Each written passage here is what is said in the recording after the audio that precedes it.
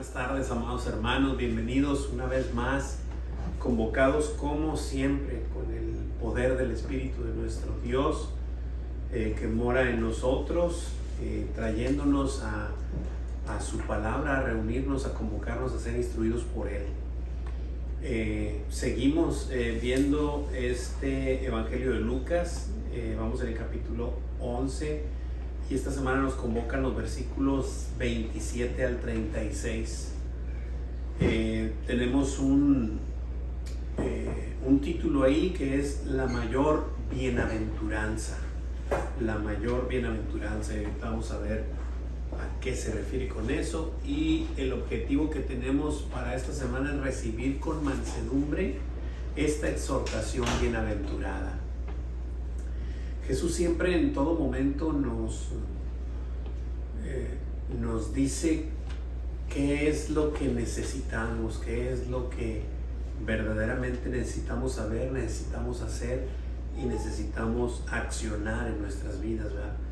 No lo dice de una manera, de otra, de otra y de otra. Y el mundo siempre está distraído viendo las cosas terrenales y por lo tanto haciéndole preguntas acerca de esta tierra, acerca de estas cosas, acerca de esto, pero el Señor siempre nos guía hacia Él con un propósito para vivir con Él por la eternidad. Ese es el propósito de caminar con Él y hacia Él, ¿verdad? Tenemos un versículo a memorizar que es el 28 y dice así: y Él dijo, antes bienaventurados los que oyen la palabra de Dios y la guardan. Lucas 11, 28. Ese va a ser el versículo a memorizar para la otra semana, traerlo. Muy bien, pues damos inicio con los versículos, no sin antes. Tenemos ahí nuestra hojita, si ya se fijaron, está por los dos lados. Al principio el pastor puso ahí una introducción con algunas una introducción con los versículos a memorizar del capítulo 10, empezando en el 10-16 por ahí en adelante.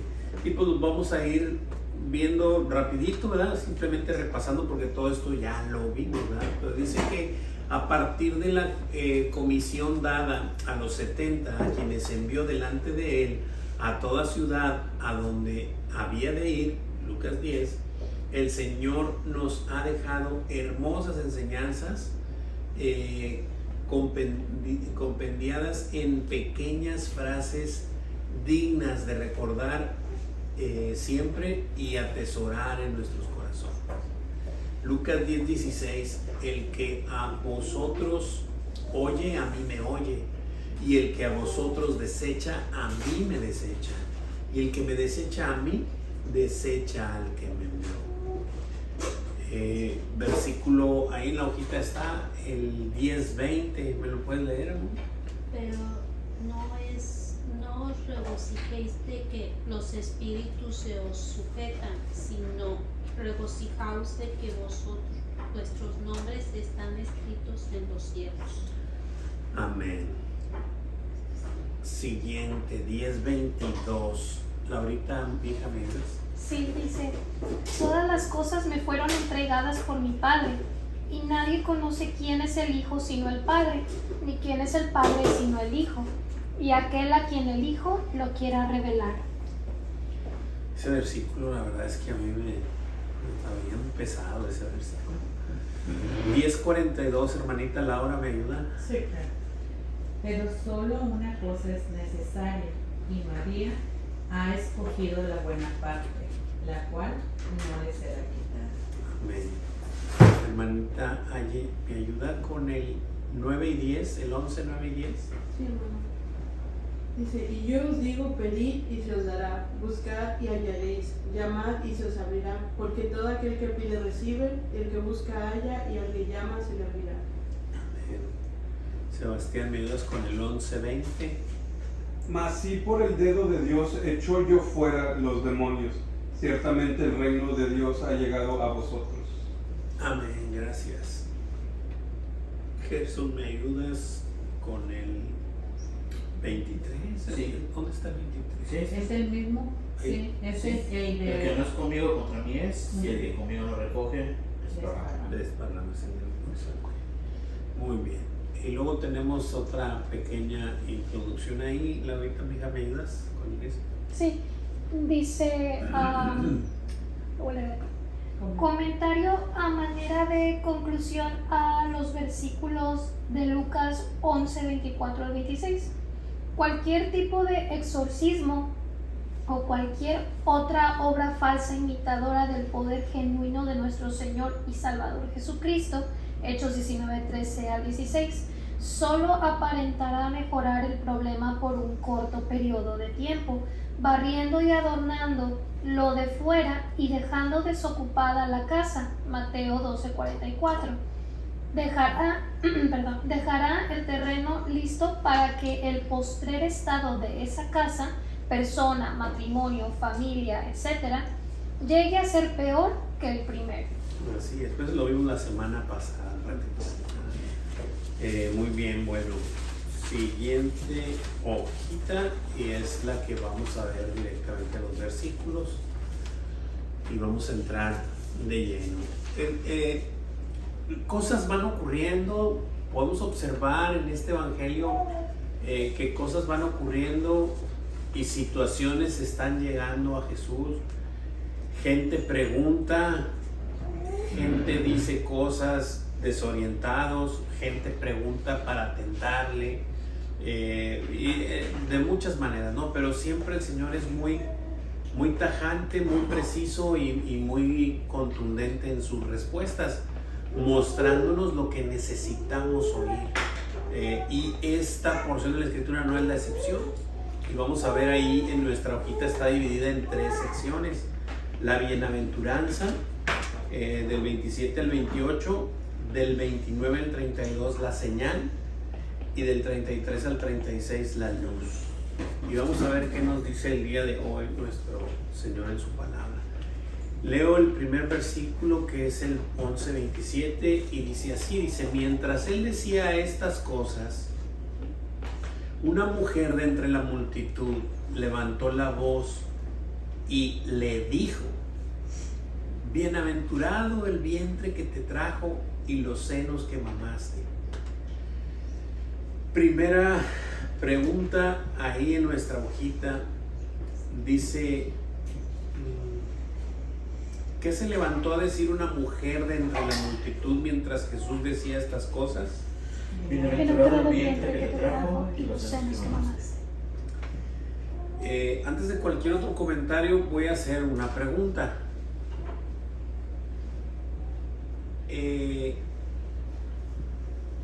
¿Es bienaventurado el vientre que lo trajo y los senos que le dieron pecho a Jesús?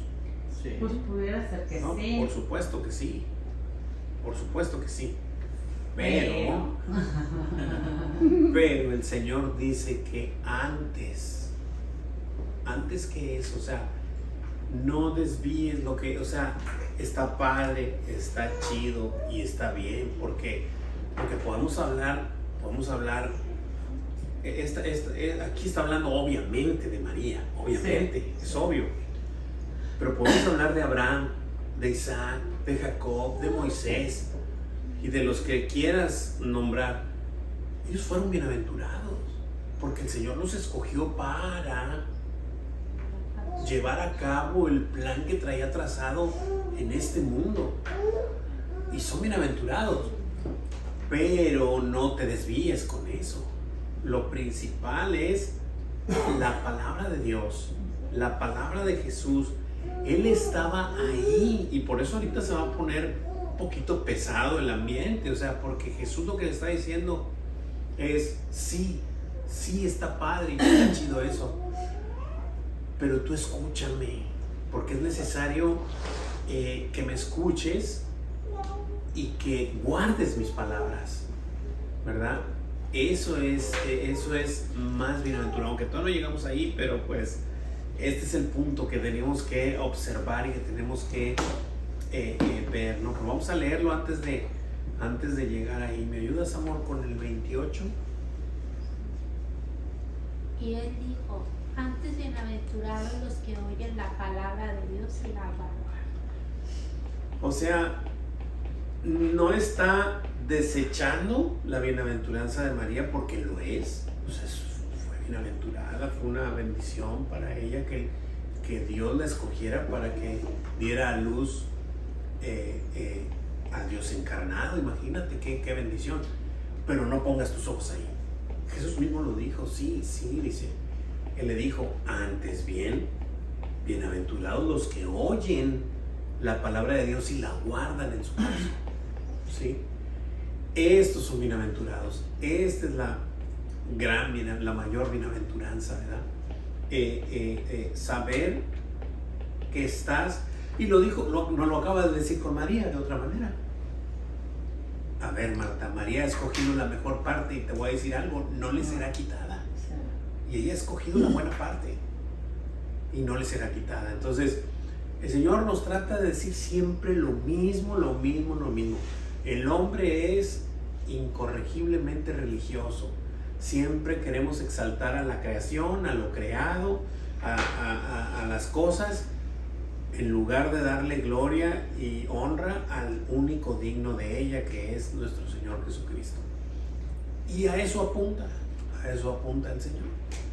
¿Qué dijo Jesús en esta segunda respuesta? Antes bienaventurados los que oyen la palabra de Dios y la guardan. Entonces, ¿quiénes son más bienaventurados que aquellos que escogió Dios grandemente? O sea, para hacer la obra que está trazando en esta tierra, ¿quiénes son más bienaventurados? Los que Oyen oyen la la palabra palabra de Dios y la guardan. Exacto, han dicho la respuesta correcta. Lo dijo Jesús. ¿Saben con quién lo dijo Jesús también? Se me vino ahorita a la mente. Cuando habló de Juan el Bautista, cuando fueron sus mensajeros y luego los mandó de regreso, díganle a Juan que esto, que aquello, que el otro. Volteó y le dijo a la gente: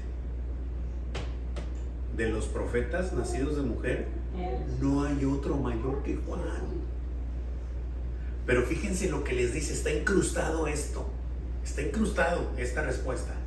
Lo que después dice Jesús ahí, dice: pero en el reino de los cielos, es decir, el que oye y guarda la palabra es mayor que él. El más pequeño del reino de los cielos es mayor que Juan.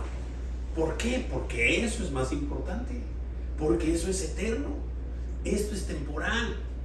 Y si de alguna manera tiene una importancia tremenda, porque pues la vida de Juan el Bautista, la vida de María, la vida de Pablo, la vida de el que quieras, David, el que quieras decirme del Antiguo, del Nuevo Testamento, de los que el Señor tomó para su obra, pues eso es una bendición, es una bienaventuranza. Pero lo más importante es esto: escuchar y guardar su palabra para seguir el camino que Él trazó, ¿verdad? Y entonces estarás haciendo lo que María, ¿no? Cuando María La llega buena con parte. sus hijos, los hermanos de Jesús también, y que le dijeron, Eso lo comentó te el pastor. busca tu madre y tus hermanos. Dijo, mi madre y mis hermanos son los que están aquí escuchando la palabra. Sí, pero lo dijo muy tajantemente, en el sentido de que ¿quiénes son? Sí, O sea, ¿quiénes son mi madre y mis hermanos? Los que están aquí. Ellos son mi madre y mis hermanos. Wow. O sea, ese es el punto. Eso es lo que Jesús puntualiza y nos muestra que en Cristo Jesús es la hermandad, es la familia, y lo demás ya lo sabemos, los amamos y todo, pero estamos obviamente clamando para que el Señor tenga misericordia de aquellos de los cuales no ha tenido, porque solamente ha sido su misericordia la que nos tiene aquí, no ha sido ninguna buena obra nuestra, ¿verdad? Pero a eso es a lo que se refiere: oír y guardar su palabra, permanecer en el redil. De eso habla. ¿Alguien tiene alguna pregunta, alguna duda, algún comentario? Acá en línea, ¿alguien tiene algún comentario? Todo está muy bien explicado. Gloria a Dios. Vamos a continuar. Versículos 29 y 30. Ahorita, mija, ¿me ayudas? Sí, dice, y apiñándose las multitudes, comenzó a decir, esta generación es mala, demanda señal, pero señal no le será dada, sino la señal de Jonás, porque así como Jonás fue señal a los ninivitas, también lo será el Hijo del Hombre a esta generación. Wow, y aquí empieza nuestro Señor a pisar fuerte como siempre, ¿no? A mostrar estas cosas que son eternas, ¿verdad? Y que la generación de ese tiempo, para decirlo como está más o menos escrito, de alguna manera no podía reconocerle y de otra manera eran responsables, no querían reconocerle. O sea, ya lo hemos platicado eso. Pero dice que se apiñaban las multitudes y dice que el Señor les decía que esta generación es mala y que demandaba señal. Dice, pero no les será dada señal sino la de Jonás. Porque así como Jonás fue señal a los ninivitas, también lo será el Hijo del Hombre a esta generación. A ver, hermanos, yo les quiero hacer una pregunta. ¿Ustedes creen que los judíos de ese tiempo no sabían lo que Jesús les estaba diciendo con esto? No sé. Ellos conocían perfectamente la Escritura y sabían la historia de Jonás. Y les estaba diciendo, así como Jonás fue señal a los ninivitas, así también yo voy a hacer con ustedes. ¿Sí? Y ustedes no pueden ver esa señal. Piden otras señales, ustedes quieren ver milagros y milagros del cielo, ¿verdad? Como se pudiera interpretar algo mágico, maravilloso.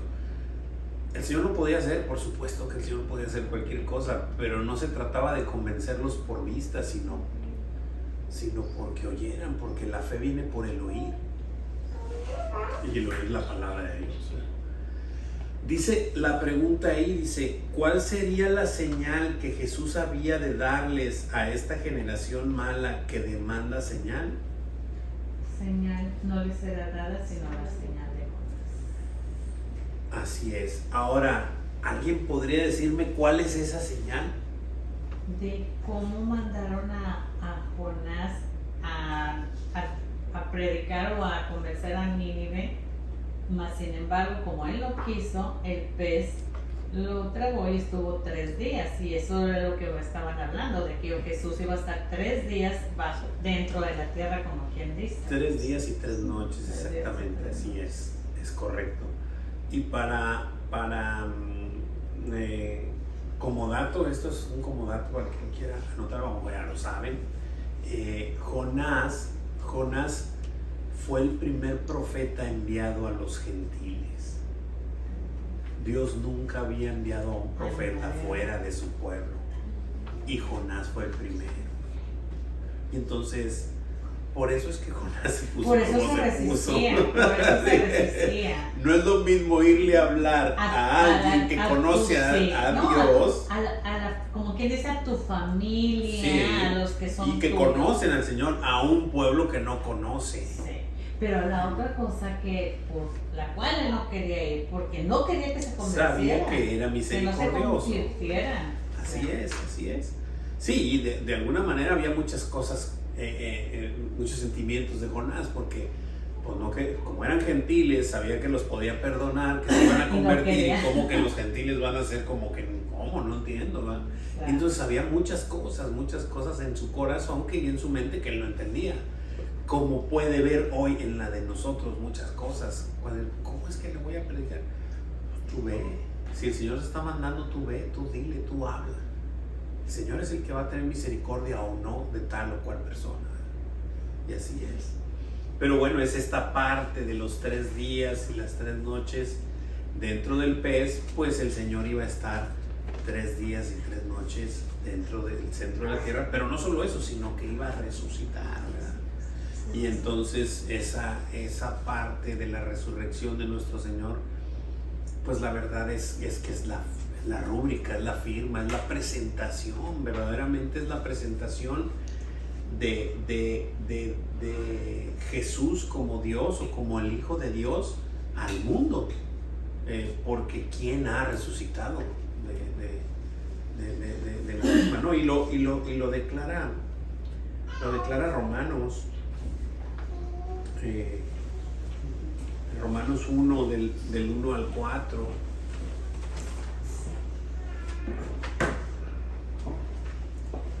Déjenme leérselo.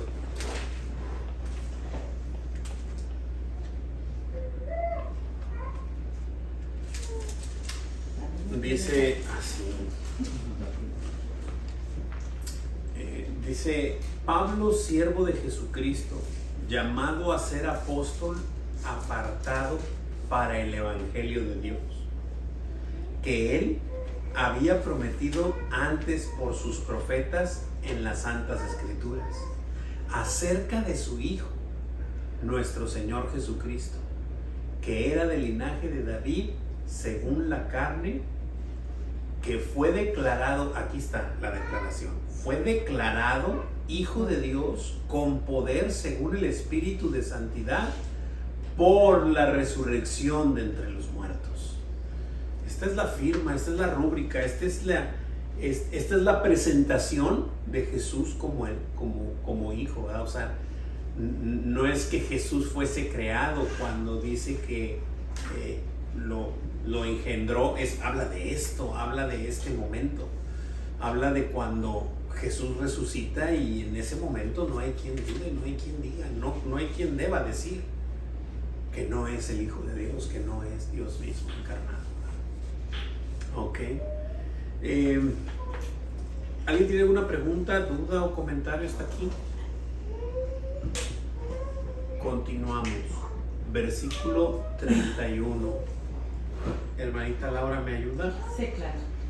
La reina del sur se levantará en el juicio con los hombres de esta generación y los condenará, porque ella vino de los fines de la tierra para oír la sabiduría de Salomón, y he aquí más que Salomón en este lugar.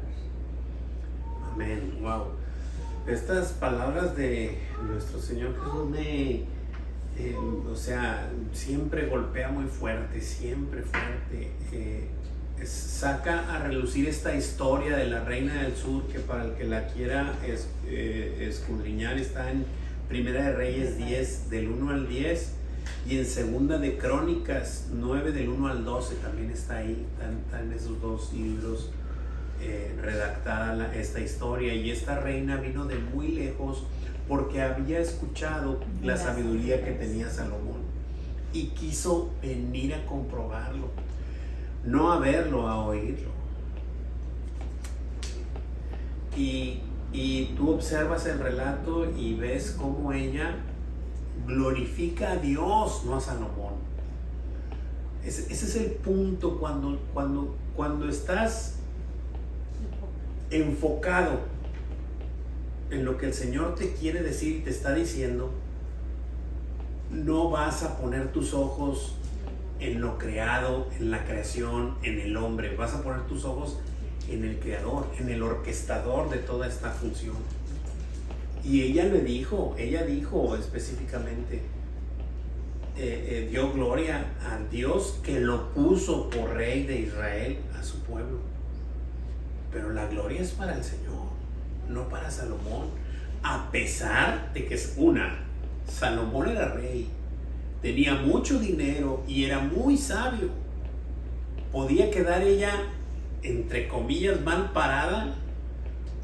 Estoy hablando socialmente, porque no le dio la gloria a Salomón.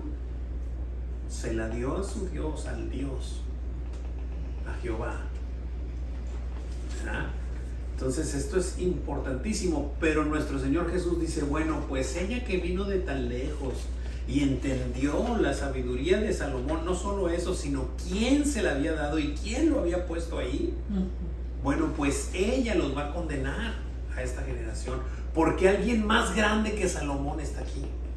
y ustedes no pueden oír la sabiduría.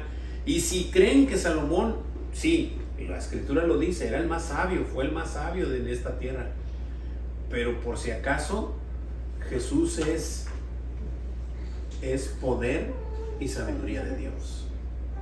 Salomón no es más sabio que Jesús. Pero a pesar de su sabiduría, terminó muy bien. Oh, claro, por supuesto. Terminó. Sí, claro, terminó mal parado, ¿verdad? Por supuesto. Y claro, ya vemos todo eso. Más, sin embargo, nuestro Señor Jesucristo es poder y sabiduría de Dios. Ahí en 1 Corintios 1:24 nos lo declara, ¿verdad? Déjame ver si...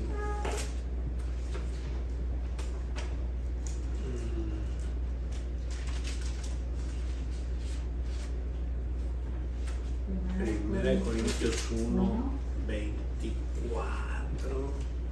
Mas para los llamados, así judíos como griegos, Cristo, poder de Dios y sabiduría de Dios, ¿verdad? Porque lo insensato, ya lo podemos seguir leyendo lo que siempre leemos ahí, pero es increíble, o sea, si hay alguien más sabio que Salomón, es Jesús, y alguien más que Salomón está aquí delante de ustedes. Esta parte es brutal, o sea, Jesús les estaba diciendo a los judíos que estaban ahí quién era él, al decirle que alguien más grande que Salomón estaba ahí. Estaba siendo muy claro con ellos, muy claro. Pregunta: ¿por qué se levantará contra esa generación la reina del sur en el día del juicio y la condenará? Porque ella vino a los fines de la tierra para oír las razones de Salomón, y aquí más que Salomón en este lugar. Wow, esa frase me rompe a mí. Y he aquí más que Salomón en este lugar. No necesito decirte más cosas, Juan de Dios. Quiero que entiendas quién soy y que me trates como tal.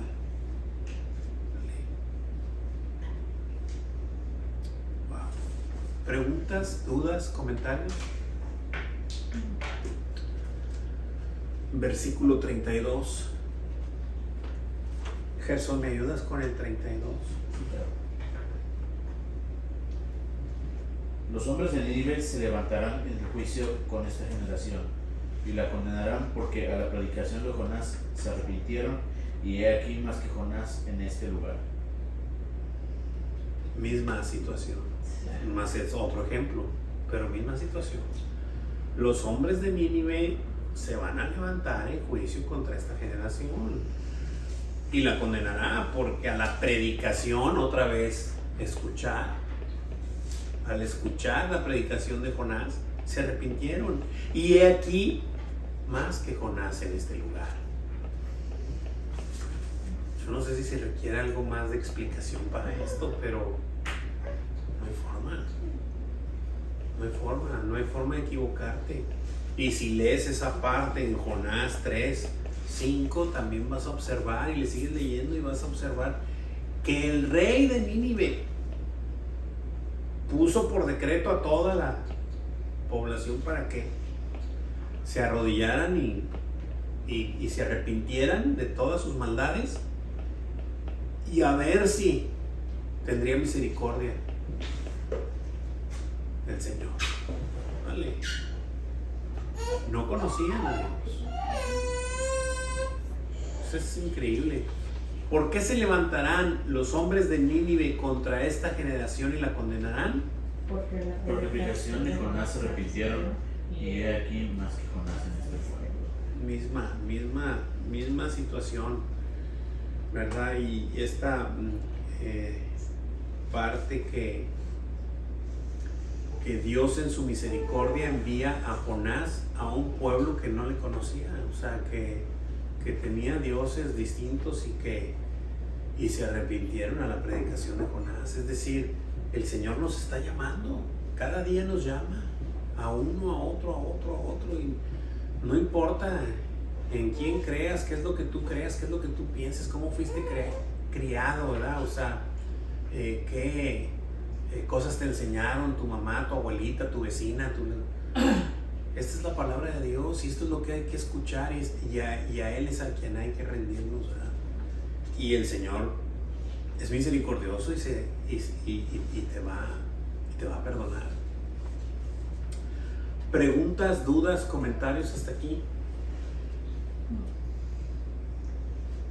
Muy bien. Todo bien. Perfecto. Versículo 33. Hermanita Aye, ¿me ayuda con el 33? Sí, hermano. Dice, nadie pone en oculto la luz encendida, ni debajo del almud, sino en el candelero, para que los que entran vean la luz. Amén.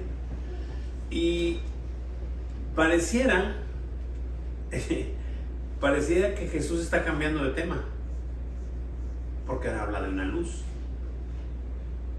pero no está cambiando de tema. Les está diciendo que Él vino en la oscuridad como la luz, y Él es la luz, para que las tinieblas se vayan, y entonces empieza a cuestionarnos, ¿verdad? Y primero a decir quién es Él, ¿verdad? Y después a cuestionarnos, y para que nosotros, cada uno de nosotros, nos sopesemos, ¿verdad? Dice que nadie pone en oculto la luz encendida. Pues claro, por eso los focos de las casas están arriba, para que alumbren a todos, ¿verdad? No van a diseñar abajo de un sillón la luz para que no alumbre nada, ¿verdad? Pues por supuesto que se pone en un candelero para alumbrar, dice, para que los que entren vean la luz, ¿ok? ¿Para qué se pone la luz en el candelero? Para que los que entren vean la luz. Es decir, para que tú la puedas observar, y no solo que la puedas observar, sino que esa luz te alumbre y tú puedas verte, tú puedas observarte también, ¿sí? Muy bien. Entre más luz haya, he de decir que hablando de nuestros rostros, se ven más nuestras deficiencias en nuestro rostro, nuestros detalles, nuestras imperfecciones, nuestras arrugas de los que tenemos, ¿verdad? Yo sé que aquí hay muchos que no tienen. No voy a ser golpeado aquí. Ok, muy bien. Versículo 34. Sebastián, ¿me ayudas con el 34? Claro que sí.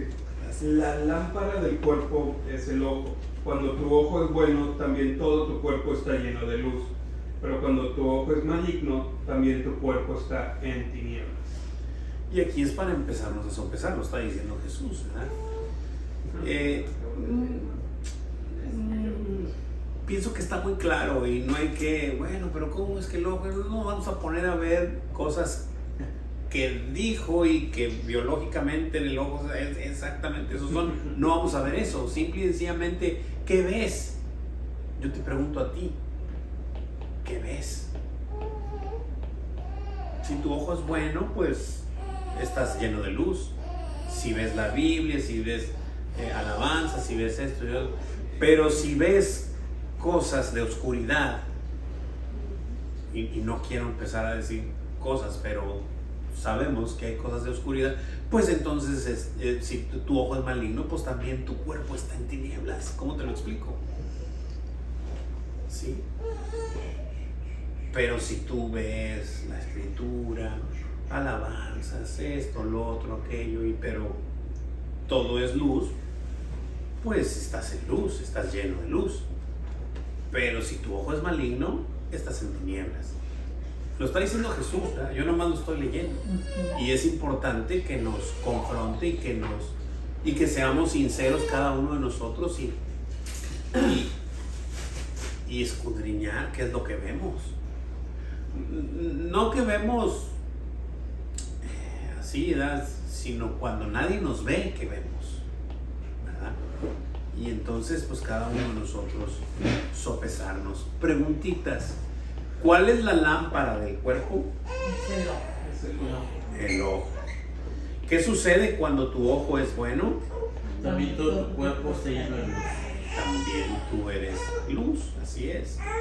Pero cuando tu ojo es maligno, también tu cuerpo está en tinieblas. También tu cuerpo está en tinieblas, así es. No hay más que de lo mismo, ¿no? Dos sopas, luz y oscuridad. luz y oscuridad, y el Señor No nos hay invita, términos medios. exactamente, el Señor nos invita a seguirlo, a estar bajo su protección, pero también sobre nuestro cuidado, es decir, que Él esté sobre nosotros, lo que hacemos, lo que decimos, lo que pensamos, hermanos, o sea, todas esas cosas, que el Señor esté siempre, o más bien sabernos que Él siempre está observándonos, ¿verdad? Si voy a decir algo, si voy a pensar algo, o estoy pensando algo, pues o sea, ¿verdad? Orar y pedirle al Señor, porque nuestra carne está caída, o sea, y si lo dijo el Señor es por algo, porque nuestra carne se desvía, a no ser que estemos sujetos a su palabra y saber que estamos, por eso es necesario estar sujetos a Él, ¿verdad? ¿Preguntas, dudas, comentarios? No, hermano, bien todo. Seguimos. Versículos 35 y 36. Hermanita Leti Corona, ¿me ayuda con esos versículos? Claro que sí, hermano. Dice, mira pues, no suceda que la luz que en ti hay sean tinieblas. Así que, si todo tu cuerpo está lleno de luz, no teniendo parte alguna de tinieblas, será todo luminoso, como cuando una lámpara te alumbra con su resplandor.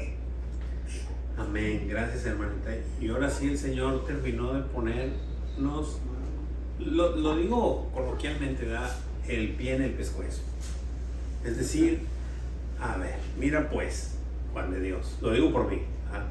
Mira pues, Juan de Dios, no suceda, te lo voy a parafrasear, no suceda que lo que tú crees que es luz que hay en ti sea tinieblas. No va a ser que tú creas que andas en luz, pero mira verdaderamente bien lo que haces, lo que dices, lo que ves. Observa. No va a ser que verdaderamente andes en tinieblas, ¿ya? Así que, pero si no andas así, si todo tu cuerpo está lleno de luz, no teniendo parte alguna con tinieblas, cuando dice no teniendo parte alguna es no teniendo parte alguna.